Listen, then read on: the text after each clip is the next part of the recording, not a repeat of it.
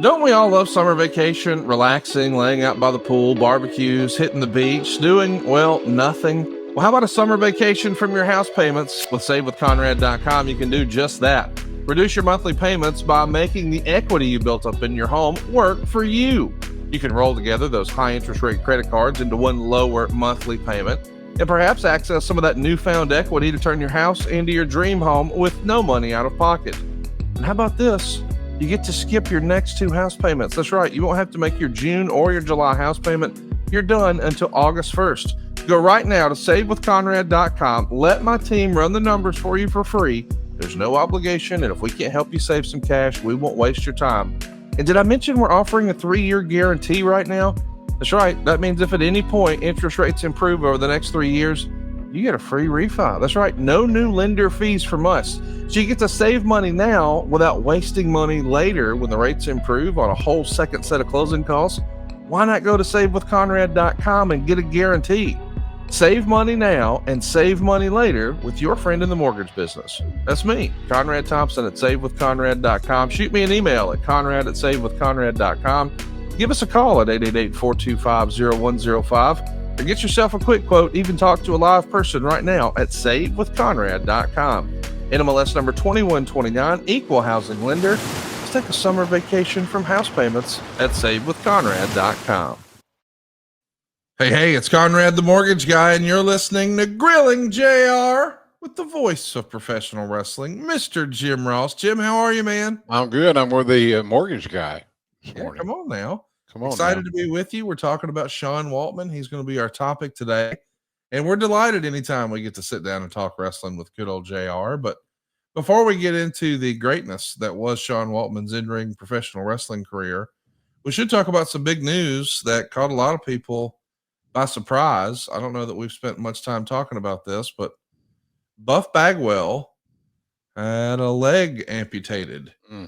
And obviously, this is not something you ever want to hear. I mean, amputation is, wow, it's just serious. Not something you expect us to be talking about.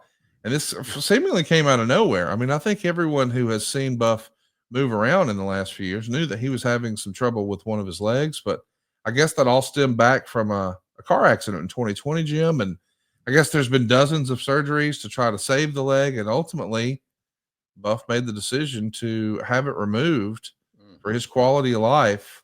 This is a drastic measure, something we almost never hear about in pro wrestling. And I know that you and Buff have, maybe we'll call it a complicated relationship. Somewhat. What did you think of this news when you saw that Buff Bagwell has lost a leg? Well, if it makes his life better, I'm all for it. And apparently they've researched it and doctors have looked at it, and Buff made the eventual decision to have it amputated. I only wish him the best. It's tough. That's a tough hand. He's still a young guy, but I'm pulling for him. I can tell you that. He's some challenging times are ahead of him as far as his rehab and learning to walk, things like that. So he's had a controversial life, to say the least. But I'm all for the guy. He's been around a long time, and I just hope that he gets better and can adjust to being an amputee, like we all hope. You know, what's great is I do think he has an opportunity here to be maybe wrestling's greatest comeback story. I mean, I'm not suggesting that he thinks he's going to have one last run, brother, but he did an interview where he talked about, hey, he would like to, he's seen amputees running with a prosthetic. Right. And if they can run with a prosthetic, well, maybe he could work a match with a prosthetic. The idea that Buff could actually do just one match, and we've seen like Zach Gowen and other athletes do this, but my goodness, what a goal that is. I hope that Buff finds success on the other side of this. Maybe this is, I don't know, a new lease on life. It's got to change your perspective, something like this happening, right, Jim? Oh, absolutely. Absolutely. It's got to change things, and it changes your life, no doubt about that.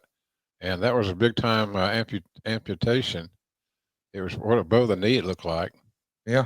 So, golly, I just pull for him. You know, we've never always agreed, but that doesn't mean I'm not pulling for him.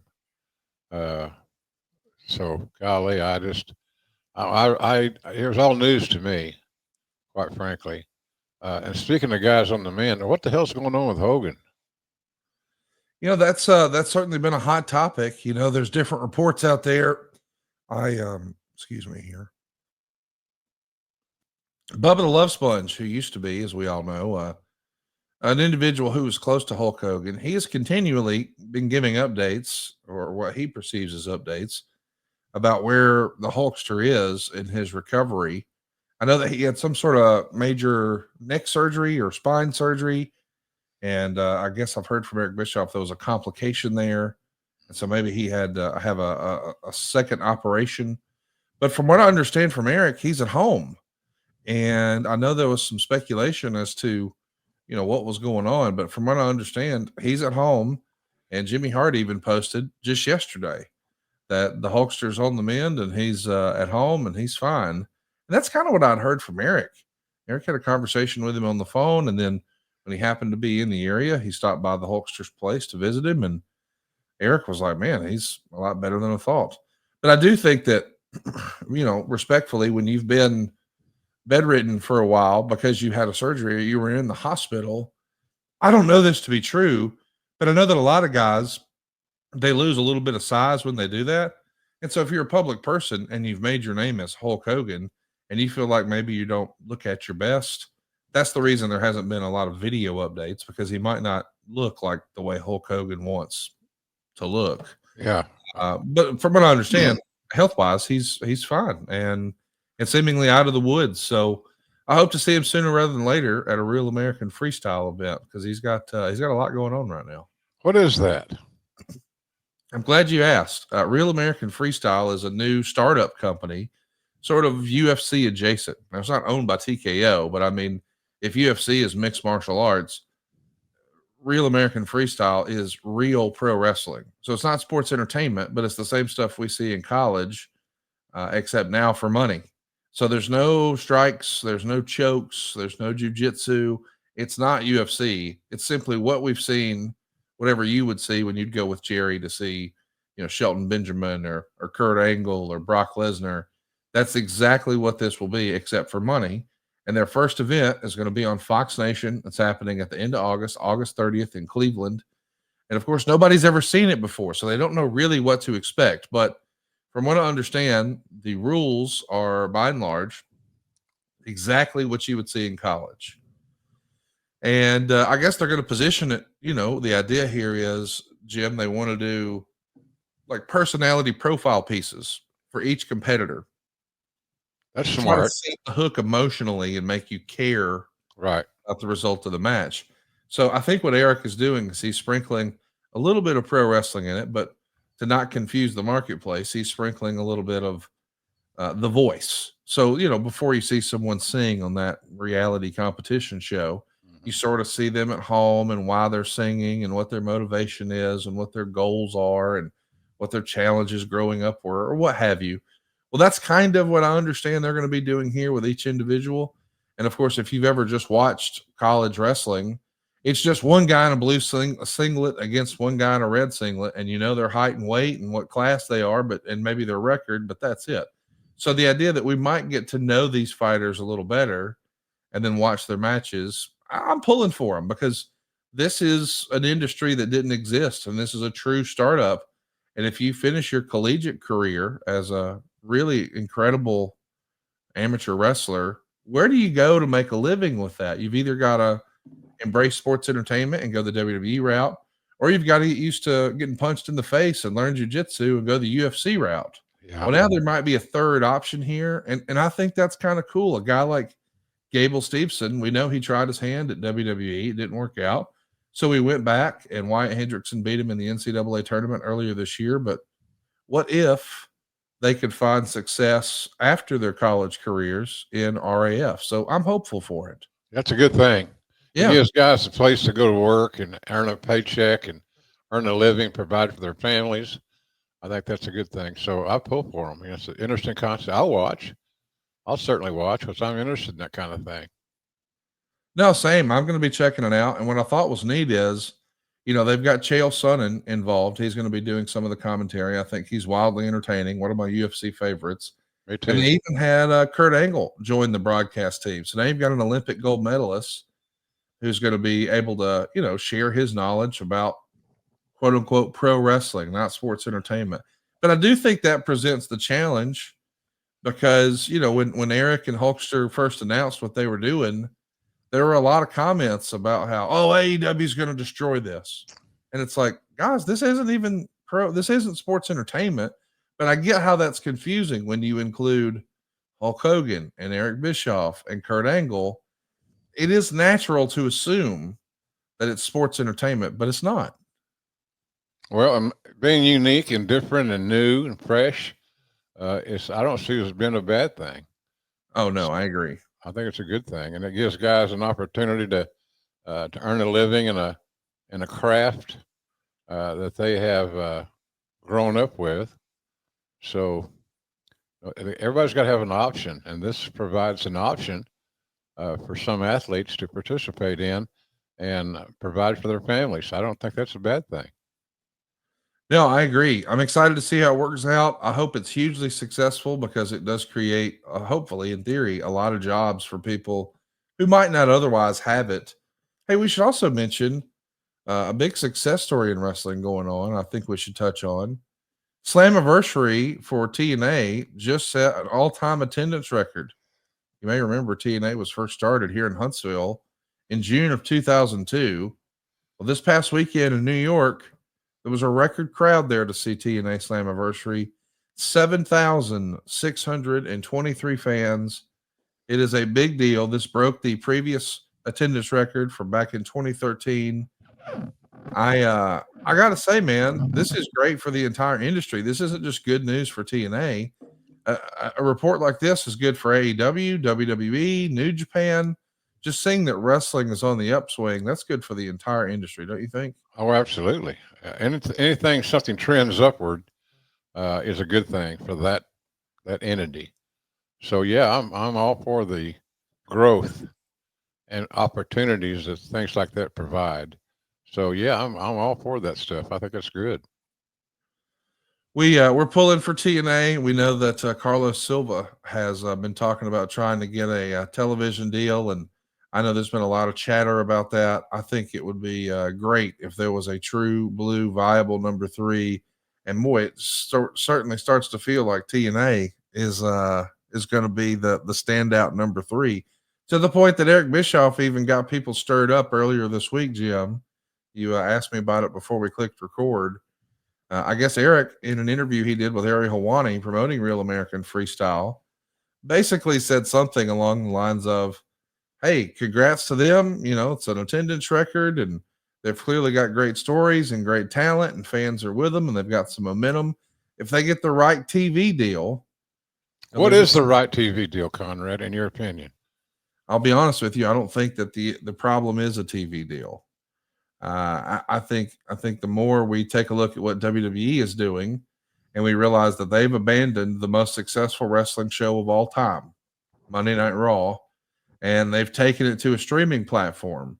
I felt like that was going to be the wave of the future, that we were no longer going to be just all consumed with an American television deal, and instead look for global distribution. So I didn't think that a TV deal was all that important, but certainly AEW and Tony Khan does, and certainly TNA does. So I'm going to admit, maybe I don't know as much as I thought I did about wrestling, because it feels like from a global distribution standpoint, that would be priority, and somebody would pay for that, because wrestling, as you know, Jim, it's not just something people in North America are interested in. It's something that appeals to wrestling fans around the world. So of course they all want to check it out. I thought it would be a huge success, but we're hearing reports that maybe not as many people are watching that show on Netflix as they originally thought. What do you think, Jim? Do you think streaming is the future, apps are the future, or is TV here to stay for professional wrestling? I think TV is here to stay for pro wrestling. I don't really know. It's a head scratcher to me. Using myself as an example, I'm a huge wrestling fan, have been forever. However, I've never watched one episode of Raw since it moved to Netflix, Okay. and not because I'm boycotting. I don't have Netflix, and I haven't gone to the trouble of getting it. So what happens on Monday night? I don't know. I read about it. I don't Wow. see it. So I don't know how well that's working, and using those things as a reference. So I guess we'll see. Maybe it'll catch on. But I watch SmackDown on Friday nights because I have access to it, uh, readily and easily on USA Network. But I don't have the wherewithal to watch it on the Netflix app or the Netflix distribution area. So pardon me. So yeah, I don't. I pull for all entities of that nature to be successful. Yeah. It provides more opportunities for fans to see more talent, for more talent to see the opportunities to to invest in their own future, their family's future. So I'm for all that. I just haven't watched it because I'm not a Netflix guy, and out of no particular reason. I haven't got the app, and I haven't got this and that. So I don't know, man. I don't know how good a deal that was. Maybe financially going in on the bottom line it was a viable alternative, but I don't see it being a difference maker, and I might be wrong. I have to admit, I kind of thought that the WWE was enjoying so much success internationally. Like it felt like they could just charge crazy prices whenever they would travel. Like I remember the pricing for that Australia show where they did a stadium, and man, tickets were just crazy expensive. So I just thought, hey, there's so much appetite for WWE internationally. This is going to be a home run. And maybe I was wrong on that. But something I'm not wrong about being a home run is the Perfect Gene. You've probably heard us talk about them, and well, they've been on a lot of podcasts lately. And maybe you're thinking, okay, another gene brand promising perfection. But listen up, if you got bigger thighs, a belly, or maybe you just hate stiff denim, the word perfect doesn't usually apply. Well, I needed some new clothes for summer vacation, so I thought, hey, let me see what all this hype is about. And when I tell you these jeans are even better than I could have imagined, I think you too will wish you would have tried the Perfect jeans sooner. They've got a huge range of sizes and fits to choose from, and you're bound to find a pair that really feel custom made like I did. There's no dreaded tailor required. I was told they're comfier than joggers, so I tested it. Took them on a long plane ride, and the comfort was beyond amazing. It's like I was wearing like gym pants or something. They're super stretchy, they move with you. And when I unintentionally tested them by hustling my big ass through the airport terminal to my gate as my flight was about to leave, in my old jeans, I would have missed my flight, maybe even busted a seam or busted my ass. But the Perfect Gene allowed me to make it with minutes to spare. The Perfect Gene is also super stylish, so bonus points for being able to head straight to my fancy hotel looking like I belonged and not like my Uber got lost. This summer, stop guessing your size and settling for clothes that make do. The Perfect Gene nails fit, sizing, and comfort head to toe on real bodies, and they give us actual options to look and feel our best all summer long. And for a limited time, our listeners can get 15% off their first order plus free shipping when they go to theperfectgene.nyc or just Google the Perfect Gene and use our code JR15. You'll get 15% off. However, you get there, be sure to use the code JR15 at checkout, and you'll save 15% site wide and stay perfect. I also want to mention that the Perfect Gene has organic cotton tees that I absolutely love. They're super soft. They're going to fit your arms the way you like. They're going to fit your chest the way you like. I'm telling you, they understand what bigger guys need. And the Perfect tee can be paired perfectly with some comfort shorts. Yeah, not just jeans. They've You got got you. Do you have some comfort shorts, Conrad? Dude, they're fantastic. It's time to finally stop crushing your balls in uncomfortable jeans. Go right now to theperfectgene.nyc One more time, my listeners get 15% off your first order plus free shipping, free returns, and free exchanges. Just use that code JR15 at checkout. You'll get 15% off for new customers at theperfectgene.nyc with the promo code JR15. Now, after you purchase, they're going to ask you where you heard about them. Please support our show. Tell them good old JR sent you. That's After right. tackies, and get the perfect gene. I got a pair of them. Yeah, what do you think? Oh, they're like wearing pajamas. I love it. Yeah, they're like wearing pajamas. Just soft, flexible. I'm sold on them. I'm a very satisfied customer. You will be too. Go check it out, theperfectgene.nyc, and that promo code is JR15. Our topic today is one of the best in-ring performers of all time. You know, maybe in an alternate universe, someone would have referred to him as a hell of a hand, a hell of a talent, but man, he was really a trailblazer. You know, when we talked to Eric Bischoff about the importance of the NWO, everybody always talks about Hulk Hogan and Scott Hall and Kevin Nash. But for Eric's money, he felt like the chief antagonist, the guy who kept things stirred up, who kept things interesting, was Sean Waltman. And I think you could make that same argument about DX. You know, the first night after Shawn Michaels goes down, and people wonder, hey, what's next for DX without Shawn here, having left at WrestleMania 14? Who shows up the Monday after WrestleMania? Sean Waltman. And it was like they never missed a beat. DX picked right up where they left off. Right. He's one of the more interesting characters in pro wrestling, don't you think? Yeah, he is. The only thing I was ever concerned about in the beginning was his habits outside the ring. Is he going to walk the straight and narrow? Manage his extracurricular activities. You know, you can't smoke dope every minute of every day and make it work. He's a great talent. And the thing about Sean Waltman is that he has a great mind for the business. For a guy his size to manage that as well as he did is a pat on the back to him. Smart kid, good kid. I'm a big Sean Waltman supporter, to be honest with you. I think he worked his way out of that drug and alcohol state. And I'm just proud as hell of him. He's really a talented guy, and I think he would somewhere along the way somebody missed out on a young Booker type guy, not Booker T. Not that there's anything wrong with Booker T, but certainly Sean was ready for more activity, more thinking about the business more. Smart guy, good guy. And I'm just happy that he's still alive and doing well. No doubt, without question, one of the nicer guys you'll ever meet in pro wrestling. If Sean Waltman happens to be making an appearance at a convention or a Comic Con or something like that near you, I highly recommend you go out of your way to see him. Very few people you'll meet in wrestling are as gracious and friendly with their fans.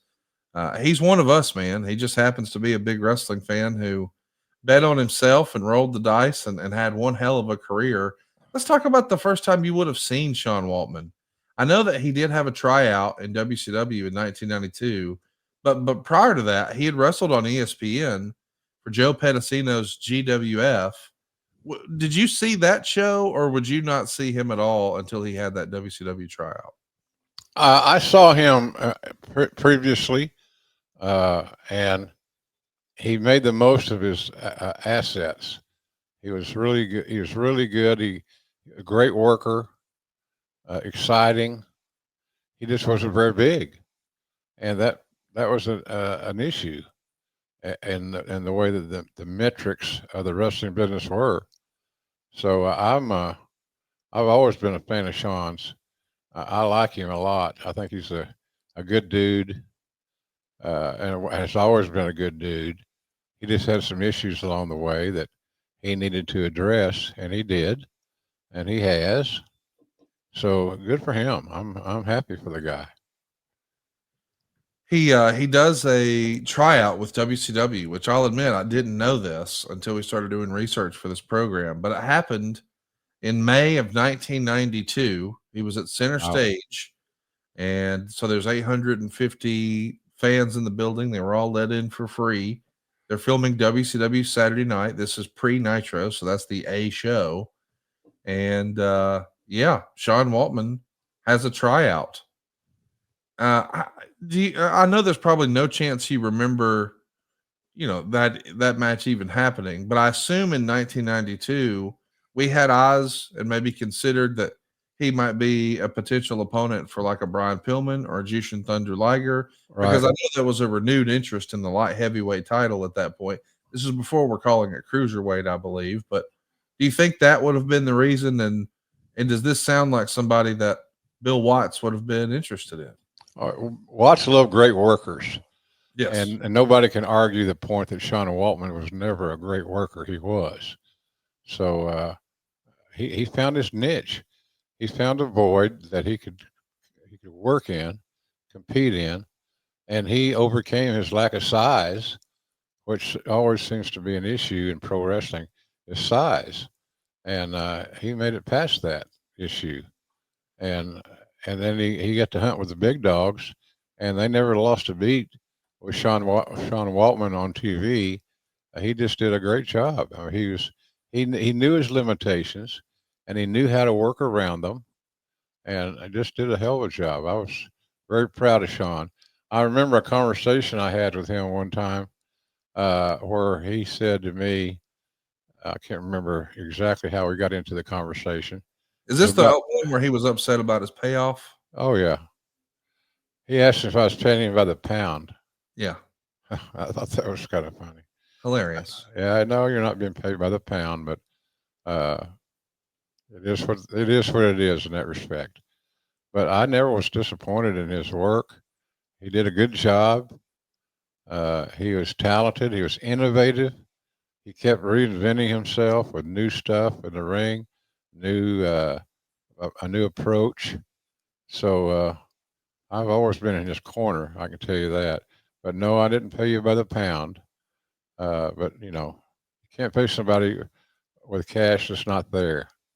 And he never disappointed me. I can tell you that. I was sometimes frustrated about Sean got drunk last night, or Sean was high, or what have you, whatever the case may be. But he just he never disappointed me. He just always he always delivered, and for that I'm thankful, because he did a good job for us. Well, just one day after he gets this tryout at WCW Saturday Night at Center Stage, that's when it's revealed to the world that Bill Watts is the new vice president of wrestling operations. He's going to be replacing Kip Fry, who had just replaced Jim Herd a few months prior to that. We all know that the Cowboy had his style and his preferences, so it doesn't wind up happening for Sean Waltman in WCW. But you are going to see him do some really spectacular moves on the independents and certainly for global. But when he gets to his first WWF run, well, that's when it all changes.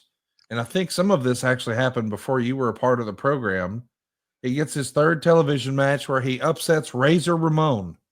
He was positioned almost as an enhancement talent prior to that, but to beat Razor Ramon, you made a guy in a single night, and this might be one of the better examples of that all time, don't you think? Oh yeah, he got everybody's attention with his results in the ring, and let's not forget the element that Razor brought to the table. Razor was an established main event guy, big size advantage, as most people had over Sean, and he delivered. It was his time to shine, and Sean Waltman shined very vividly, very brightly in that environment. To be clear, Sean Waltman is not a small man. Right. He's 6 foot tall, maybe 6'1". So he's not a small guy, but he is, well, I guess we'll say skinnier. He's thinner than some of the other talents that are signed, but under 200 pounds, which was challenging. There you go. Clearly Vince had a type. He had a taste. There was an expectation, but man, his talent shines through, and what a hell of a story they're able to tell with Razor Ramon. And he gets a renewed push in late 1993. He forms a tag team with Marty Jannetty. They even win the tag straps from the Quebecers on the first anniversary episode of Monday Night Raw in January of 94. They dropped the belts a little bit after that, but when you think about Sean Waltman, I usually think of him as a single, but he did have success as a tag team as well. We saw him later team with a lot of guys, including, most interestingly, maybe Kane. I'm just saying, if you can have a successful tag team from everyone from Marty Jannetty to Kane, it really does speak to the ability of Sean Waltman and his ability to be almost a utility player. He could do everything. He was a survivor, Connie. That's what he was. He was a survivor. He worked his ass off. He worked a style that he was really good at. He took a lot of bumps. His matches are exciting and a lot of movement. So I was always for him. I just think he was a wrestling fan at heart, and he did a great job everywhere he was. The only issue I can tell you, looking back at him, was his ability to overcome his own demons. And if he could do that and control that, then he had a chance to be a real big star. And I thought that he succeeded in that regard. We know that Sean Waltman is going to be known for having great matches, but even with enhancement talent, he developed a reputation for spending a little more time and showcasing some of those really capable opponents. He was a very giving performer, I guess is the way I would describe it. Like even Pat Tanaka, he was giving Pat Tanaka in a time when, respectfully, a lot of other talent maybe would have just got all of their shit in, or whatever you want to say. He gave Tanaka some stuff that looked cool because he knew, hey, this is a talented guy. I think Sean might be the very definition of, by the boys for the boys. Like, I love that, to hear these stories where he was giving guys offense that might not have normally had an opportunity to show what he could do. And we do know that, he certainly had a heart for the boys and always had. And even in JJ Dillon's book, JJ mentioned in his book that one of the biggest regrets he had was not granting Sean Waltman's request for a few days off to go visit Larry Simon, the famous Boris Malenko. And he reassured him that he had heard that Larry's condition was improving. I just, man, your heart goes out to a guy like JJ when that's still on his mind all those years later. Yeah. What was the process or the procedure or the best practice for WWE if you had a talent who came to you and said, hey, I'd like to go visit another ailing talent who might not be doing so well? I know the schedule was grueling, but how do you make a call on that, Jim? Well, you let them go. You let them go do their thing, and you let them you let them go visit. Larry Simon was influential as hell with the development of Sean Waltman, and Waltman was only trying to do the right thing, and I admired JJ's thinking about it. But in hindsight, you would have let the guy go visit his mentor, his coach, and have no reservations and no issues with that. Because JJ's a very sensitive guy. He's very much aware of things. And I think that what he was trying to do for Sean was well intended and a good thing. So, and I know it affected Sean in a positive way. He was just he gave a shit. And I think that's important to note. He cared. He cared about his fellow wrestlers and so forth. And I think that's good on him, quite honestly. I want to plug what Sean believes or considers one of, if not the greatest match of his career. We all know the famous Razor Ramon story that really put Sean Waltman and the 1-2-3 Kid on the map in the WWF. But if you go take a look at episode 70 of Monday Night Raw, it went down in Bushkill, Pennsylvania. Yeah. And it was on July 1st, 1994. I was there. Bret Hart is going to wrestle the 1-2-3 Kid for 17 minutes and 35 seconds. And this is, amongst the guys in the wrestling business, one of the more influential matches in wrestling history.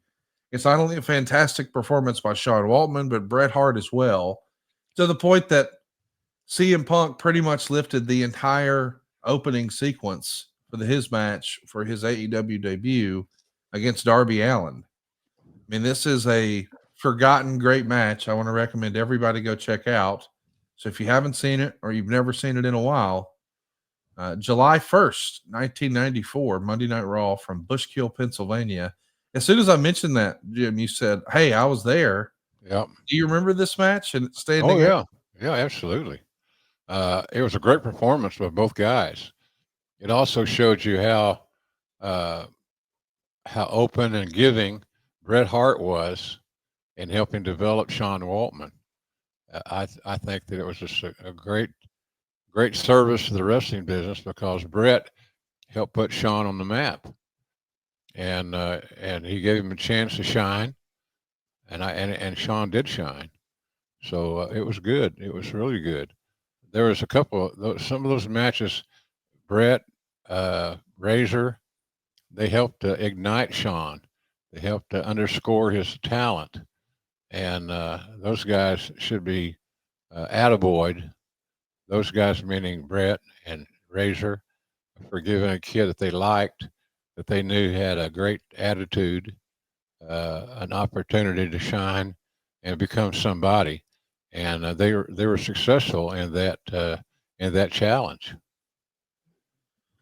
We got to spend just a minute and talk about another match that happens later that summer. I guess it's early fall, September 28th, 1994, in Westchester County in White Plains, New York.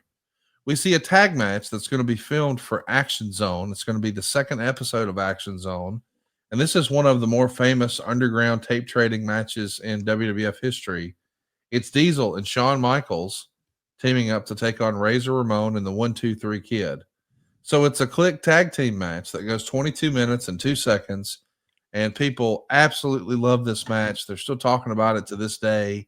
What was it about these guys? The click.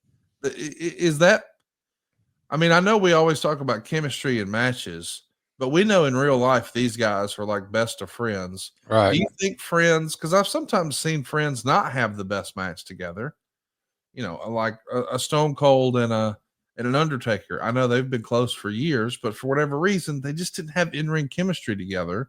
These guys did. What do you make of that? Well, they were all unselfish. They had an affinity for Sean. They wanted to help him get over. They knew how much he wanted it and how hard he worked. So I think it was a great honor to those guys that they were able to put together a match with Sean and being involved. That was just terrific. They told a great story. They were fundamentally sound. The commentary said the right things, and Sean delivered.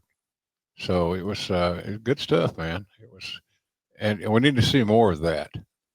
Guys sometimes are too selfish with their own causes, and those fellas were not. They knew why they were there, and they knew who they were trying to get over, and Sean was the guy, and they were successful in that. So hats off to those dudes. Hey, I want to ask you about a TV taping that happened around this time. There's a little, I guess we'll call it a skit. There's a stunt that's performed here where the 1-2-3 Kid is going to miss an in-ring flip dive, and he's going to start selling almost like he's having a seizure. Now, the story doesn't really go anywhere, but do you remember what the original plan for this was before it was dropped? Because, I mean, maybe it was just for shock value, and we had seen guys like Sabu had, recently broken a neck on the ECW television program, but like, what was the purpose of a Sean Waltman seizure on Monday Night Raw? I really don't remember that, Conrad, other than I would think that it was rooted in truth to some degree, and it seemed to work. It got him a lot of empathy and a lot of attention, and at the end of the day, that was kind of the bottom line. We also see Sean Waltman being used almost as the catalyst for the Bam Bam Bigelow Lawrence Taylor match, which we know is going to happen as the main event of WrestleMania. Lawrence Taylor is pretty much laughing at Bam Bam Bigelow for losing to what he described as a teenager. And that to me, like I get where we're trying to go with two big guys like Lawrence Taylor and Bam Bam Bigelow. But to refer to Waltman as a teenager, I mean, you're kind of undermining his babyface push here a little bit, are you not? A little bit, I think, a little bit, uh, but it worked. Yeah. He looked like a teenager. He was passed for a teenager, so he fit the role that he was being described as being, and I was awful happy with how all those things worked out.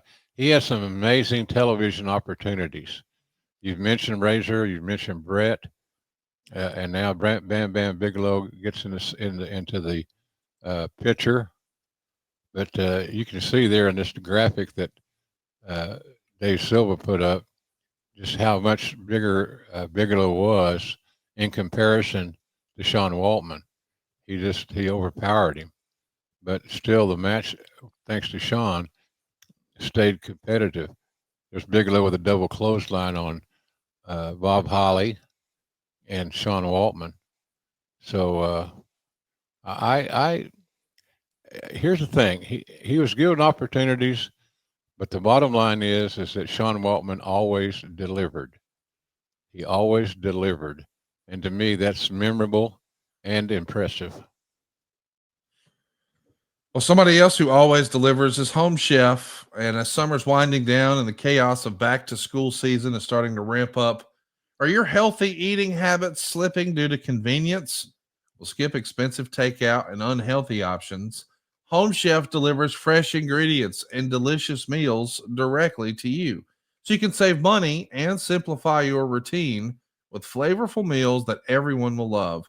Home Chef delivers fresh ingredients and chef designed recipes conveniently to your doorstep to simplify your cooking experience. And users of leading meal kits have rated Home Chef number one in quality, convenience, value, taste, and even recipe. Whether your classic meal kits or pre-portioned ingredients, or maybe you're looking for quick 30-minute recipes, or maybe you like the oven ready options or even microwave meals, they've even got a dedicated family menu. I guess what I'm trying to say is Home Chef has everything you and your family could ever need for hassle-free, delicious dinners, and they've got over 30 options a week so they can serve a variety of dietary needs. Did I mention it's more economical too? You see, Home Chef customers save an average of $86 a month on their groceries. So when meal planning ends up on the back burner, why not check out Home Chef's new 5 ingredient meals? They simply they simplify rather prep. They've got super easy recipe steps. You've got just 5 fresh pre-portioned ingredients. I think my grandpa used to say, "Keep it simple, stupid." I mean, That's even right. I can do that. 5 fresh pre-portioned ingredients. I don't have to worry. Am I buying the right stuff? Am I buying the wrong stuff? Am I buying too much? Do I not have enough? They eliminate all the guesswork. They make it easy. And not only does it taste great, it's more affordable too. But right now, for a limited time, Home Chef is offering our listeners 50% off and free shipping on your first box. And I know JR loves this free dessert for life. Go right now to homechef.com/JR. That's homechef.com/JR. You'll get 50% off of your first box and free dessert for life at homechef.com/JR. Must be an active subscriber to receive free dessert. Boy, they're talking our love language here. Are they not? Saving money, eating good, free dessert for life. Come on. Love language. That's my love language too, Connie. That's right. It's a great company, a great product, and it's idiot proof. If you can read, you can cook, and they do some great cooking, no doubt about that. So I'm a big benefactor and a supporter of Home Chef. It solves a lot of problems, and it saves you a lot of money, and you get to cook meals that are taste great and are healthy. You can pick your poison, shall we say? Homechef.com/JR. Get 50% off your first box, get free shipping, and free dessert for life. Yeah. Homechef.com/JR. Hey, so let's talk a little bit about what happens next for Sean Waltman. We know that after the LT Bam Bam stuff, he is going to have a neck injury. He's going to take some time off. And when he comes back, we're going to decide to make him a heel. He's going to split from Razor Ramon and turn heel against Razor Ramon. I actually like this. We've always seen the white meat babyface version of Sean, but I do think he's a better heel than a babyface, just in my opinion. What do you think? I think you're right. I think you're right. It worked for him. He knew how to be a heel, and to be a 200-pound heel takes a lot of skill and a lot of thought, a lot of preparation. So good for him. He found another niche. He found another role to fill, and I think that's important to note. Let's talk about when things really took a turn. We're talking mid November 1995. The Torch actually leads with this headline: Titanic Sports, low morale plagues the WWF. Wade would write, the last 2 weeks have been one of the most trying periods in the history of the WWF, perhaps reaching the same depths as during the string of negative publicity regarding allegations of steroid abuse and sexual improprieties back in 1992. Poor house show attendance and record low buy rates have caused ever shrinking paychecks for the WWF wrestlers, which has led to low morale and infighting. And what's worse is there hasn't been a distinct number two authority figure traveling on the road with the wrestlers since Bill Watts' departure. They need someone who can create a sense of leadership and order. And as a result, Vince McMahon was prompted to fly out at the very last second to 3 house shows on the latest swing to address the problems. The problems peaked twice, once when a group of main eventers, known not so affectionately as the Clique, essentially threatened to strike. And again, when a good portion of the rest of the WWF crew threatened to walk out, upset with the preferential treatment the perceived Clique was receiving and concerned with their shrinking paychecks and anemic schedule of bookings. WWF wrestlers speculated that Vince flew to Columbus because Ramon was upset about his non-title Raw pinfall loss to Sid being changed to a title match. That means, of course, Sid would be the new champion. Others speculated the only way the WWF figured they could sneak the belt off of Ramon without him putting up a stink was to bill the match originally as non-title, and then afterwards, when it aired, bill it as a title match. Now, around this same time, according to Wade, Sid found out the match was switched back to a non-title bout, and Sid decides to return home immediately to attend to an important family medical emergency, and he'll miss the final 3 shows on the tour. What do you remember about Vince having to come meet with the Clique because everyone was pissed off in 1995? Leadership was missing on the road, and I think that speaks for itself. Leadership is important. Communication is even more important. So that was highly irregular for Vince to hop on his plane and go to these events. So it was time. It had to happen, and it happened, and it seemed to work. Uh, Anytime you can communicate better with your talent, and your talent can respond in a positive way, you win. You win the scenario. So I was anxious to see how that was going to work out because it was unprecedented that the head honcho of a major company like Vince McMahon was going to walk away from the office for a few days and go to the arenas and see how things were in reality. So I thought it was a smart move by Vince, and it seemed to make sense. And at the end of the day, because of the results, it did make sense. I do want to ask you, I think the timeline here in 95, this is a JJ issue. This is not something you're dealing with, right? Right. I got there in '93, but not as an administrator. So it wasn't my call in that regard. And I did applaud the maneuver. I did applaud, speaking of Vince, what a maneuver. I did applaud what they were doing. Made sense to me.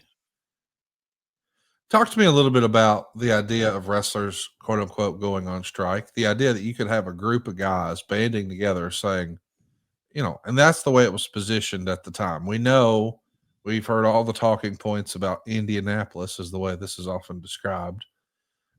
but and a different story comes out. But the report was, hey, they're thinking of striking. Yeah. What do you think of that? Wrestlers banding together. Hey, if we don't get our way, we're walking out. I asked Bill Watts that question one time, Connie, and his answer to me was, "You can't get wrestlers to agree on what to have for lunch. If they were striking, would they? How would that work?" And he was a firm believer that it would never work. And I think he might be right. It might have been right. Uh, so I don't know, man. He's got a good point. It's very basic, and it's somewhat negative thinking, maybe. But it's hard to imagine a group of wrestlers. Somebody's got to be assigned to handle the money. That's a negative. Uh, it's just it's just not practical in that world for whatever reason. It's not like some of the stuff today where you have a union or you have interaction, positive interaction. Wrestlers are always concerned about their money, and in this situation, somebody had to be in charge, and it was hard to get an agreement with the majority of the talent on their cash. That's the big stopping point. That's why I thought it would never work. Talk to me a little bit about when Sean Waltman wants to leave the company. I know that it's an interesting time in the WWF. We're trying to compete with Monday Nitro. We're seeing guys like Scott Hall and Kevin Nash leave for guaranteed money and fewer dates with Ted Turner's WCW. And Sean had been injured, and he'd come back with a heel persona. And we're even trying to, he's even trying to do the old school and grow some facial hair. But the heel 1-2-3 Kid doesn't last very long, and there's some injuries and maybe some personal issues going on. And I think he wanted out. How do you remember Sean Waltman's WWF run here? The first run, the 1-2-3 Kid run. How do you remember that coming to an end? Well, it was sudden and quick, quite honestly. Uh, it was regretful. He was a valuable member of the team, but he thought the grass was going to be greener someplace else. He had great confidence in his own ability. So, I'm. It's hard to recall all those details that far back, but he had some good points. His size. He always believed his size was a detriment, and I didn't because he had great talent. So it was just hard to explain, quite frankly, on that whole matter. He was just he was a great in ring performer, man. I mean, you can't get too many of those guys. I don't give a shit what they weigh. You can't get too many of those guys. And Sean was one of those guys that even though he wasn't 250 pounds, he had the ability of a guy that did weigh 250 pounds. He just did a great job, and I was very sad that we lost him. But he had his mind made up. He thought the opportunities on the other side of the fence were better, and that was a decision that he made. And I regretted it personally, but it was what it was. Hey, I do want to ask you just a minute about the WCW jump because we see Sean Waltman try to appear for WCW. I say try because I guess this is the era we're talking, we'll call it late August 1996.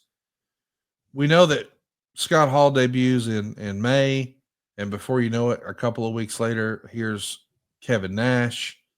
And I know a lawsuit was almost immediately filed by the WWF saying that, hey, you're trying to confuse the marketplace, you're using our characters, and we're not in business with you guys. So I understand that when you've got someone who's jumping ship like this, you probably want to cross all your T's and dot all your I's, so to speak, legally. And I guess that was the idea here is the NWO was supposed to introduce two new members. You're going to have the Giant Turn, but really the idea was Sean Waltman would be revealed as also jumping ship to WCW. But there's a legal battle that holds that up a little bit. And now there's discussion about, how can we debut him? Should we debut him? When should we debut him? I know that, this is not something that is designed by Vince McMahon to punish Sean Waltman. Vince is trying to attack Ted Turner. But He's trying to protect his intellectual property, Conrad. That's right. Simple as that. But a move like this, when it stops one of the guys from appearing on TV, boy, you're going to piss off some boys in the process doing that sort of thing, are you not? Of course you are, because they looked at it as a way that somebody was holding them back. That's right, and stifling an opportunity, and all Vince is trying to do is protect his ass, because it led to one talent leaving without any strenuous legal activity to another talent leaving. Somewhere along the way, you have to stop the bleeding. We should mention that Sean, on his own, has mentioned that between his last WWF appearance and his first WCW appearance, on his own, he went to rehab. And I think that's kind of cool that Sean recognized that, hey, I want to be at my best when I make this new debut. Of course, he doesn't get the debut the week he hoped, but they get all their paperwork in order. Sean makes his debut the next week. And by the way, he debuts as Syxx, SYXX, which, if you're wondering, is what happens when you add together 1, 2, 3, the 1, 2, 3 kid. And he was the 6th member of the NWO.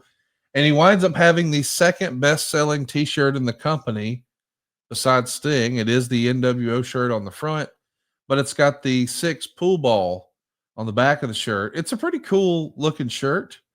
And I guess by early 1998, Scott Hall and Kevin Nash maybe have irritated Eric Bischoff to the point that he thinks, I'll teach him a lesson, I guess, as the story goes. And Eric fires Sean Waltman, who was sitting at home injured with a broken neck. And there's a narrative out there that this was to send a message to Scott Hall and Kevin Nash. Now, in reality, if you ask Eric Bischoff about this, Eric says, no, that's not true. This was a problem with Barry Bloom. But I guess Bischoff had a deal worked out. In theory, everyone had agreed to it. That, hey, here's our deal points. We're working on a deal memo. And I guess at that point, Barry thought, well, we never technically signed it. Let's see if we can get a better offer from the WWF. When maybe Eric felt like Barry wasn't dealing in good faith, Eric threw the flag and fired Sean Waltman. So there's two sides to every story. Have you heard this Barry Bloom, Sean Waltman, Eric Bischoff thing, or did you believe it was Eric Bischoff just sending a message to Scott Hall and Kevin Nash? I think there's a little bit of sending a message type scenario involved. It seemed to me like that was that way. And I'm not singling out Eric for a bad business decision.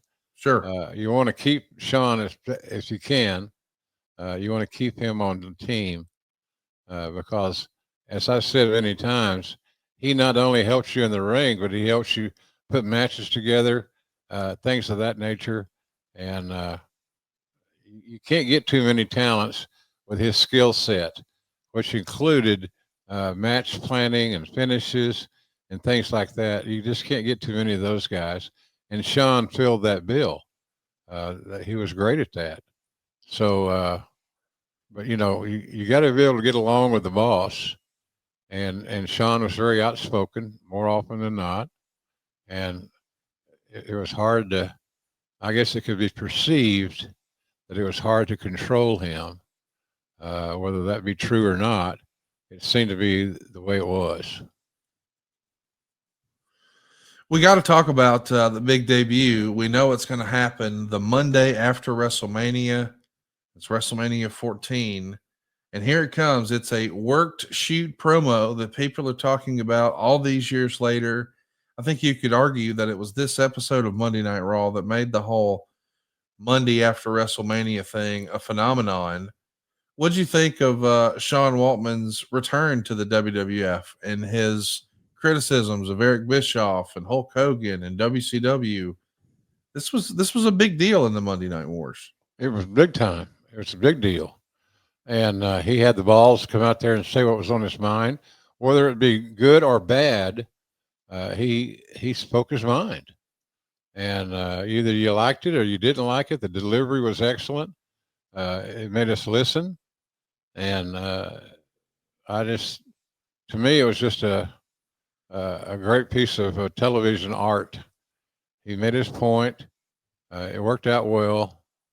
So, I don't know. It's just, you get into all these personalities, Conrad, and that's kind of what we had here. We had a personality issue where believe it or not, Waltman's size or lack thereof uh, categorized him as a non-main eventer, which I don't agree with whatsoever.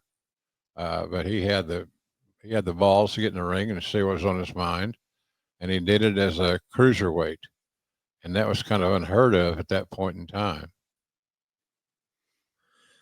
It's a big moment in the Monday Night Wars, and it's a big moment in Sean Waltman's career. And I think I would argue that it's got to be one of, if not the biggest, like debuting or returning promo. It was just a major moment, and I guess maybe you kind of had to be there. You're going to refer to him as the Kid on TV, and of course, eventually we land on X-Pac. Do you remember how that came to be? I've always assumed it was, X for DX and Pac for like, I know he had been called Six Pac before, but Tupac was a big deal. Is that it? Is it just a combination of that? I think just a combination of it. I don't think it was anything subversive or anything like that. It just seemed to fit. And he was called the Kid by his buddies, Hunter, all those guys. Hey, kid. Hey, kid, this. Hey, kid, that. So it was an affectionate term, and it seemed to work out well for him. I liked it. I did too. And even Eric has said this is one of his biggest regrets. Had he not, continued to deal with Barry Bloom and figured out a solution, had he not been frustrated and had a little more control over his emotions in the moment, he wouldn't have released Sean Waltman because he knew how valuable he was to the NWO presentation. But he felt like if he allowed Barry to renegotiate a deal effectively, that it would set a precedent. And he didn't want to do that. But the result was Sean having one of the more important promos, and one that Bischoff even to this day says it was a major turning point in the Monday Night War. Because you just had Mike Tyson, you just had Stone Cold Steve Austin become the man. I mean, that was the night before. And now the next night, here's Sean Waltman sort of dancing on WCW's grave. And little did they know, in just a few short weeks, the 83-week streak would come to an end. The timing of that is not lost on me. This is a major moment, a major promo, not just for Waltman, but for the Monday Night Wars. Yeah, you're right. It was so is that Vince McMahon on my phone? No. I think it's somebody calling to tell you that Mando is created by a doctor who saw firsthand how normal BO was just being misdiagnosed and mistreated. You see, Mando is clinically proven to block odor all day and control odor for up to 72 hours. Mando also comes in a couple of different great forms. They've got a solid deodorant stick, and that's easy. We all want to use that on our underarms. That's what we're conditioned to do. But with Mando, it's formulated and powered by mandelic acid to stop odor before it starts. You see, your underarm deodorant right now is just a fragrance that masks the odor. But with Mando, you stop it before it starts. They've also got a spray deodorant that's aluminum free, and it's ideal for those hard to reach places. But if you do the cream tube deodorant, that's what you want to run around your ball bag and your butt cheeks and your feet. Because this is good for your whole body, because all of their products at Mando are baking soda free and paraben free. And they come in great scents. Things like bourbon leather, clover woods, Mount Fuji, and Pro Sport. If you're ready to try America's #1 whole body deodorant, you've got great news. You can find them at Walmart, Target, and other retailers across the country. But for the best deals and to help our show, we want you to go to shopmando.com. That's where you'll find Mando Starter Pack. It is indeed perfect for new customers. You'll get that solid stick deodorant. You'll get that cream tube deodorant. You can even get 2 free products of your choice, like the mini body wash and the deodorant wipes. You'll also enjoy free shipping. And as a special offer for our listeners, new customers can get 20% off site-wide with our exclusive code. Just use the code JR at shopmando.com for 20% off plus free shipping. That's SHOPMANDO.com, shopmando.com. Please support our show and tell them we sent you. Mando's got you covered. Protect your pits and smell great doing it. Jim, tell us about rubbing that cream tube deodorant on your undercarriage. We'd love to hear all the graphic detail. The undercarriage. I can tell you this, Mando works. Oh, yeah. Without question. And I think it's always good. We talk about that here on the show. We have great sponsors, and one of the reasons that they are great is that their products work. And Mando works without question. I use it on a weekly, daily basis. So I hope you guys will give it a shot. It may sound mundane and not very exciting, but Mando works, and it'll keep you from stinking. And nobody needs to stink in today's world. So give it a shot. See if you don't agree that it works every single time. And just a really good product. Our people that work with our sponsors do a great job at finding sponsors that their products actually work. It's just not hyperbole. So Mando's what you're looking for. It'll work for you, and you'll be happy that you did try it. Check it out. You're going to love Mando. And we love talking about Sean Waltman. Let's talk about WrestleMania 15. This is going to be Sean's first WrestleMania back, and he's going to be, he's got a tough task. He's going to be wrestling Shane McMahon. Now, these days, that doesn't sound as daunting as it did back then. This is going to be one of Shane's first matches. He had a match with Mankind. That was his first match back in 1998. He had a tag match where he was teaming with Kane, and that was in 1999. Later that same year, we'd see Shane and Gilbert, and then Shane and Briscoe and Patterson, and then very briefly, for 45 seconds to set up the WrestleMania match, he was in the ring with X-Pac. But by the time we get to WrestleMania, we're not doing a 20-second thing or a 45-second thing. Shane McMahon is going to have, for all intents and purposes, his in-ring debut, his first real match against Sean Waltman at WrestleMania. Good booking. My gosh. You want to talk about a testament. And I know Sean is really particularly proud of his promos and his in-ring work that he had done prior to this. But this, to me, is perhaps the biggest vote of confidence that an individual performer could get from Vince McMahon. Hey, I'm going to give you my son, and he's going to make his WrestleMania debut here. And I could put him with anybody, but I'm putting him with you. I'm going to give you all about 9 minutes to get going. It really is an incredible performance. And I know that people look back and they say, man, Shane did really great in his first match. So much of that is because of Sean Waltman. Without a doubt. Confidence from Vince. What a great compliment that Vince is paying Sean just by lining him up with Shane, right? Yeah, absolutely. It was a great attaboy. You deserve it. And he did deserve it, did Sean. And Vince was right in the booking. It made Sean a bigger player. He was looked at as a keeper, shall we say, a main event guy, and to put the confidence in Waltman to have a good match at the biggest event of the year against Shane at WrestleMania was one of the best pro wrestling hugs one could get. It just worked out really well. It is interesting, because I guess it was a year prior to this. You had Luna Vachon and Sable wrestling, and everybody knew what to expect with Luna. But when Sable comes back through the curtain, man, people are just piling the praise on Sable because they knew that she was new to this, so they didn't expect it, and she exceeded expectations. Well, the same thing happens here. People are really just going on and on about, man, how about Shane in his debut match? He was incredible. Kind of forgetting, hey, it takes two to tango. Sean Waltman made sure that Shane looked great. He did, and he did look great. Yes. That was a great accomplishment by Sean, and I'm proud of that he delivered as he did. I had no doubts that he wouldn't do well. but how well he was going to do still remained to be seen.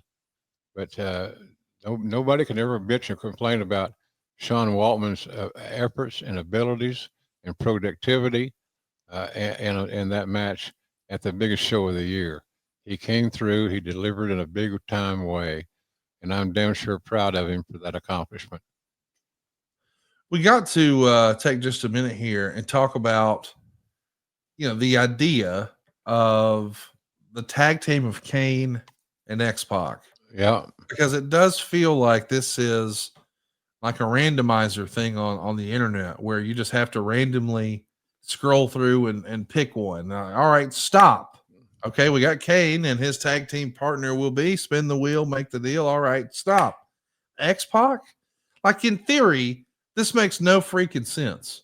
But for whatever reason, it clicked and we loved it. Why did this work so well with fans? Well, excuse me. Those two had chemistry. Yeah. They respected each other. They wanted each other to succeed and do well, and they did. So it was just it was a marriage made in heaven, unpredictable heaven, if nothing else.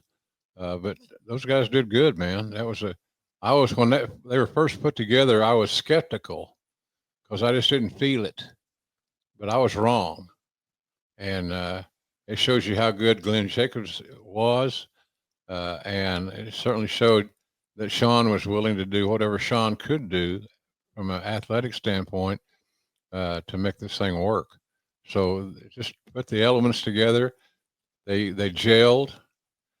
And I'm really happy that I was there to call a lot of that because it was fun to call. They told good stories. And two very good guys that love the business, that made sure that they took care of their end of the proposition, and they did.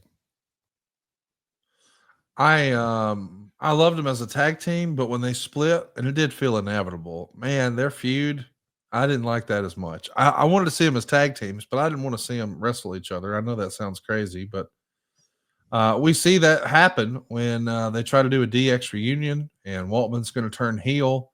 Kind of a disappointing feud with Kane. And at some point in 2000, he hurts his neck again and misses a few months.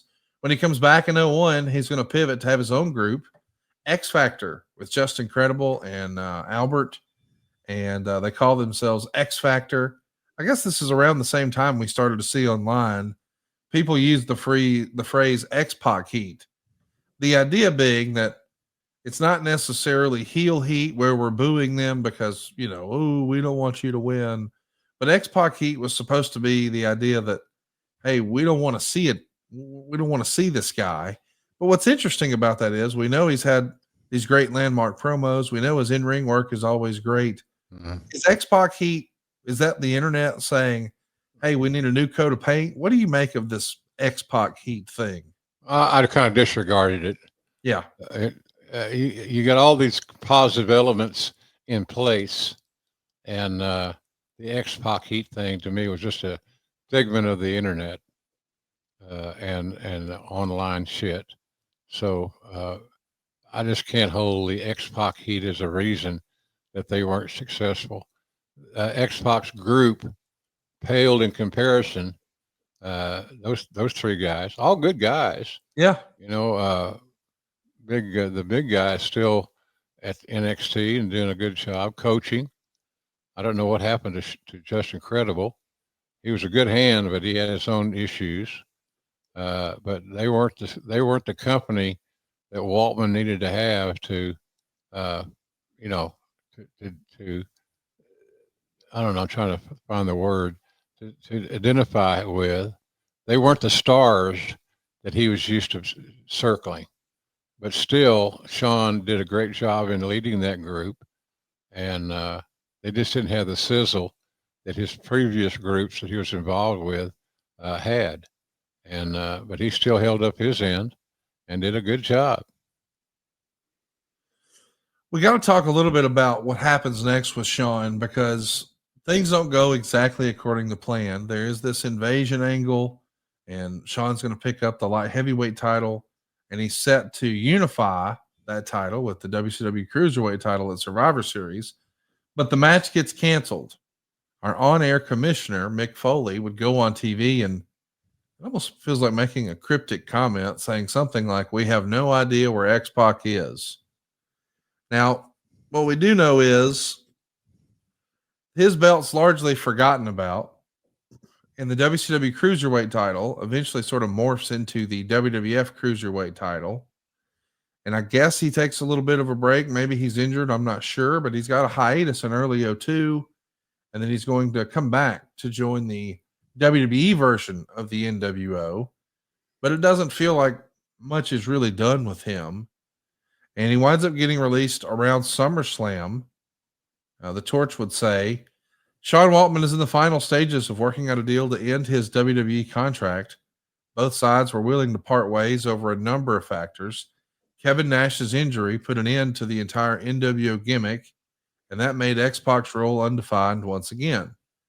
Combined with the backstage tension over X-Pac speaking up against what he felt were political forces working against him, specifically Michael Hayes, Brian Gerwitz, and Paul Heyman, Waltman wants out. WWE doesn't have creative ideas for him, and they're upset with his conduct and concerned over the incident at the airport where he passed out and was hospitalized. In any case, barring a major surprise, he will soon be a free agent and free to explore Japan and TNA as well. So we know it's more like the end of August before that release actually happens. So he's technically free to start with TNA if that's what he so chooses on September 18th. And I wanted to know from your perspective what happened here. As a reminder, you went on your Ross Report website and basically said that Sean Waltman and the WWE, quote unquote, mutually agreed to part ways.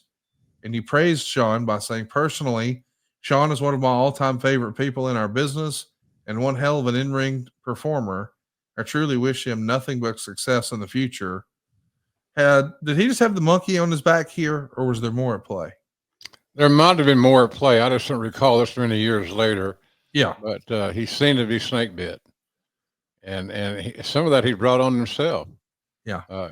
He had his attitude was challenging at times because he believed that he was one of the best performers on the roster. And quite frankly, he was.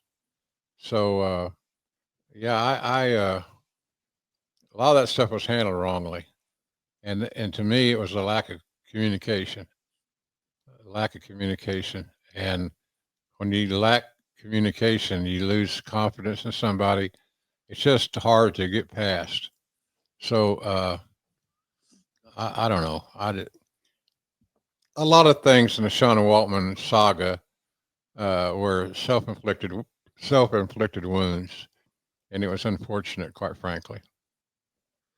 We're not trying to highlight a bad thing that happened, but there is a report that he passed out at the airport. And so that seems bad. And it feels like, well, yeah, of course the company's really concerned about that. But once they got him to come to, he wrestled later that night on Monday Night Raw.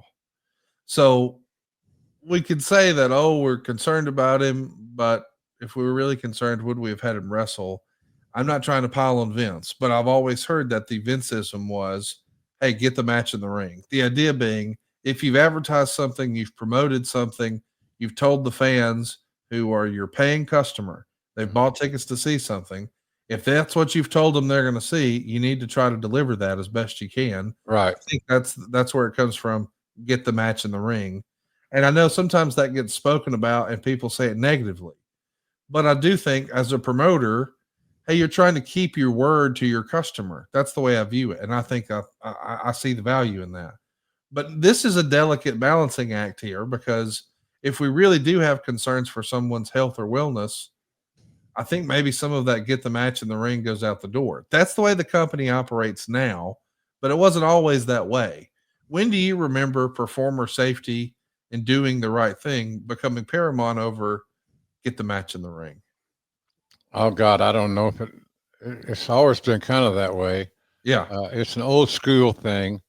Even back in the territory days, when you didn't have a big deep roster and a main event guy was hurt or banged up, you counted on their skill set and their ability to deliver to whatever level they can as a major issue.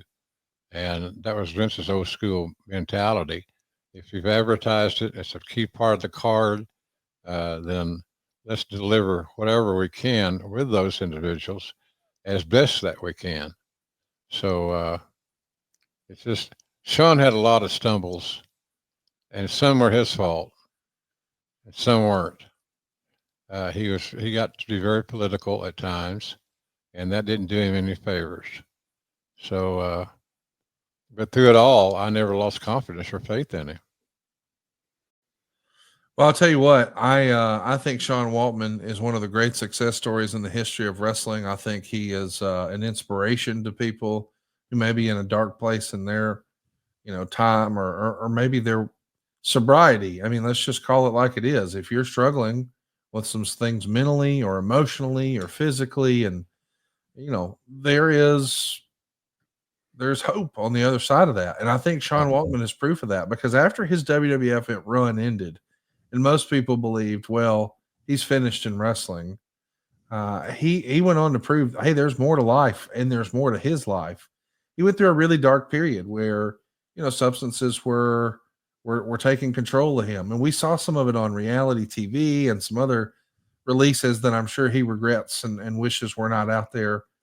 But to be able to bounce back from all of that, and the rehab really start to make a difference. In particular, Sean has attributed a lot of the progress that he's made to WWE's call to start sending some of the wrestlers to more of what's called like a dual diagnosis rehab facility. So there's a focus on the underlying mental illness. And in Sean's case in particular, the PTSD from childhood abuse, that really is what precipitated the addiction. And sobriety, of course, is something that happens one day at a time. And Sean Waltman, I think, is maybe one of the bigger, if not the biggest success story of the WWE's rehab program and the change in the approach to, hey, let's address the underlying issue. Because Sean today is an inspiration to younger wrestlers who are struggling. And I know he mentors a lot of people. He's just, he's one of the great success stories in wrestling, to be able to go to the depths of hell and come out the other side and be a better person for it. Yeah, he is. He is. Like I said, that's one of the reasons I'm so proud of him. Yes. Is that he's overcame things. He's survived and done a great job in that respect. So I'll always be a Sean Waltman supporter. And I'm just glad I got to know him as well as I did. I consider him a great friend. And he's just so damn talented. He has a mind for the business that few others do. So good for him, and let's just hope that we haven't seen the last of him in the wrestling business, because he can help people. He can help people in counseling and standing up for them and things of that nature. And I think he'd be a great agent or producer. Just a good guy, and he loves wrestling. So I'm all for Sean Waltman in any wrestling role that he chooses. I want to give a shout out to Sean's lovely wife, Angela. I don't know that we're even maybe supposed to say that, but what a lovely woman she is. And it feels like Sean has met his match. And man, what an accomplished person she is, working in TV and writing books, and just a wonderful person. And man, what a great success story. We're proud of Sean Waltman and all that he's done, but I am wondering, what do you think his legacy in wrestling will be? I mean, obviously an innovator with that style, and really a jack of all trades, maybe one of the very best utility players. Hey, we need a high flying light heavyweight match. We can do that. Hey, we need a David and Goliath story with a much bigger performer. Hey, we can do that. We need you to go stir things up and piss everybody off with a crazy promo. We can do that. There's almost nothing he couldn't do. Right. I can't help but wonder, because we brought up size a few times, and respectfully, by modern standards, Sean Waltman would not be considered a smaller guy. Timing is everything. If Sean Waltman were to come along today, man, how big of a star would he have been in today's climate? Huge star, without question, because of his in-ring abilities, and he had the ability to plot out matches against anybody that he was booked with. So I'm just really happy that he's alive, I'm very happy that he's successful. I run into Sean when I'm in LA, quite frequently. I run into him. We find a way to cross paths. And so I got all the time in the world for Sean Waltman. I'm a big believer of his ability and he's a survivor. If I had to describe him in one word, it would be that he is a survivor, and I have all the time in the world for that kid. It's amazing too, because usually when you think about guys who were in one big time group, say like the Four Horsemen, that kind of becomes their legacy. But I think today we all look back with such fondness for the Monday Night War. We consider that to be like the peak of wrestling. And the biggest group in the WWF was DX. And there, of course, is Sean Waltman. And the biggest group in WCW, really what was responsible for launching the Attitude Era, was the NWO. And there was Sean Waltman. So it's really interesting that the commonality between the two biggest factions in each company's history is Sean Waltman. That's Right. the reason he's in the Hall of Fame twice, once with DX, once with the NWO. I think he may be the only guy who's in the WWE Hall of Fame for two separate factions, but he's not in as a single. And I know I'm splitting hairs. He's a two-time Hall of Famer. What else do we need? Pretty But it good. does it does tell you just how important he was to both of those groups, not just the factions, but the actual promotions themselves. No, you hit a good point there, Conrad. A point well made and well taken. Uh, he's just, as I said, he's a survivor, and he contributed to the success of every entity that he was in, despite his own failures. So I love the kid. He's good to be in the rest. It's good to have people in the wrestling business like Sean Waltman. Yes. Well, we're thrilled to know Sean and to call him a friend, and we hope that you'll be a friend and go check out jrsbbq.com. Yeah. It's grilling season. SummerSlam's going to be here before you know it. And for a lot of us, that means grilling out, maybe playing around the pool and firing up the grill. And if you're going to fire up the grill, you need some JR's all-purpose seasoning. They've also got two types of barbecue sauce. They've even got a hot sauce. They got ketchup. They got mustard. They got everything you need, including your autographs on books, on trading cards, on action figures. There's something for everybody, and it costs nothing to look at jrsbbq.com. Isn't that right, Jim? No, it costs you nothing to look. jrsbbq.com. We've got a very simple to navigate website. We hope you'll try our products. We'd appreciate it very much. You know, we don't have a big staff. It's just we got a kind of a 1 or 2 man team, and we're doing our best to make it work. So we hope you'll give it a shot at jrsbbq.com and let us know what you think. We can't wait for you to try jrsbbq.com, and I'd love to help you save some money at savewithconrad.com. Take a look at this graph right here, and you'll see that U.S. household debt service payments, when it comes to your percentage of your disposable income, it's like 11%. So what we're saying is you're working for that money, you're paying taxes on it, and that little bit you get to keep after taxes, well, you're servicing your credit card debt with like 12%. What are you doing? You know you can do better than that. You know you can keep more of your own money. Why not put some of that newfound equity in your house to work for you? That's exactly what my man Justin did. He's an auto sales manager from Knoxville, Tennessee. He came to us saying he needed some cash to remodel some of his home, and he also wanted to pay off some debt. Well, take a look at these before and after photos. It looks like he's got a whole new place. He's turned his house into his dream home. He did it with no money out of pocket. He got to skip his next 2 house payments, and he consolidated all of his debt into one lower monthly payment. So that's the before and after of his house. And how much did it cost? He saved $1,000 a month. That's right. He finally got his house looking the way he wanted. He finally got rid of all that debt, and his payments went down. It sounds too good to be true, but we can do it for you. If you're looking to upgrade your house, if you've got credit card debt, or if you just like to take a summer vacation from house payments, we're talking no house payments in August or September. You're done until October 1st. And come October 1st, how much could you save each and every month? Justin did this and he's saving $1,000 a month. Now, without calling us at savewithconrad.com, he would have worked for that money, paid taxes on it, and then just given it away. Keep more of your own money at savewithconrad.com. It's no cost, no obligation. And if we can't help you save some cash, we won't waste your time. But right now, it's not a matter of if we can save you money. It's a matter of how much.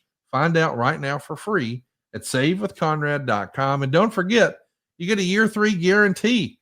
All the experts seem to agree that interest rates are going to fall. Well, we don't want you to miss out on that. But don't just say, you know what, I'll just wait and keep paying more indefinitely and just hope it gets better. Hope is not a strategy. Let's start saving money today. And if and when rates fall, we'll refinance you again without charging you a new set of lender fees. Go right now to savewithconrad.com. Start saving money today at savewithconrad.com. NMLS number 2129, equal housing lender, savewithconrad.com. Jim, we are recording on a Wednesday morning. Tonight is a big Dynamite. They're back at the Aragon Ballroom in Chicago. I know they're doing a residency, so they'll be there this weekend, and they're going to be there next week. I love the look of that venue on TV, and I got to tell you, I'm looking forward to, I think it's in August, you guys are going to be doing a residency at the ECW Arena, the 23 Arena. That's I like cool. these residencies you guys are doing. What do you think about them? I like them. I like them myself. Small, intimate facilities. Fans seem to like it. It seems like there's always a packed house, even though the venues aren't huge. There's always a packed house, it would seem. So good for us. Good for AEW. You know, company's doing well. I think the salute that we had to all the fans in Texas is admirable. It certainly can't go without applauding them and their attitude and their results. So it's all good stuff, man. I'm very happy to be a part of the AEW team, and I'm happy for the talents that are investing their time and their skills to the same cause. It's good stuff.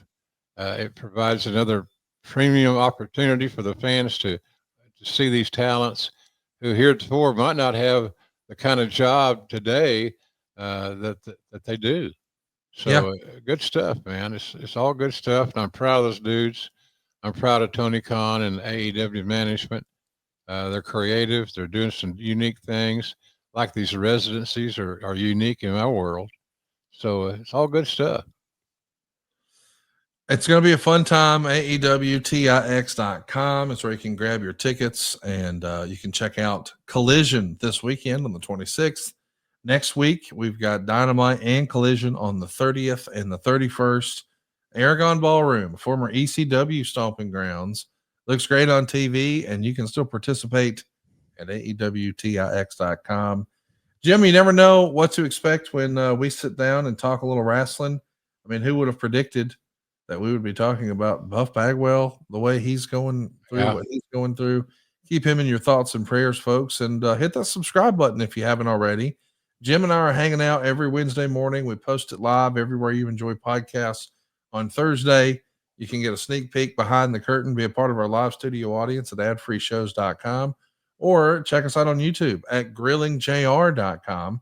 It's totally free. Just hit the subscribe button, turn on the notifications bell, and stay tuned. We'll see you next week right here on Grilling JR with the voice of professional wrestling, Mr. Jim Ross. Thanks, Connie. You did a great job as usual. My thanks to Bull Ramus for keeping us in line, for getting us on the air. So it's all good, man. I'm loving life. If my last fall, my back will just heal and let up a pain, I'll be living in a perfect world. I love that. Gets feeling better, JR. We love you, and we'll see you guys next week right here on Grilling JR. Bye, everybody. Thank you.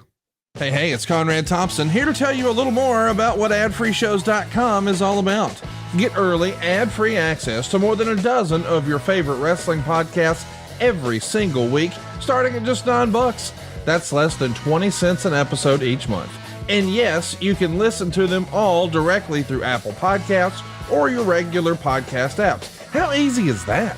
Ad-free shows also has thousands of hours worth of bonus content and docuseries like Title Chase, Eric Fires Back, Conversations with Conrad, and The Insiders. Plus new series like The Book with David Crockett, Monday Mailbags with Mike Chioda and Nick Patrick, and a whole lot more. And you want to talk about early? You can't get any earlier than listening to the shows live. You can be a part of the live studio audience as we record the podcast. Plus, ride shotgun alongside your favorite childhood heroes for live watch-alongs, Q&As, and other interactive experiences every single month. Come on now, see for yourself what thousands of other wrestling fans from around the world have discovered, that adfreeshows.com is the best value in wrestling. Check it out today, and hey, when you do, the first week is completely free. adfreeshows.com.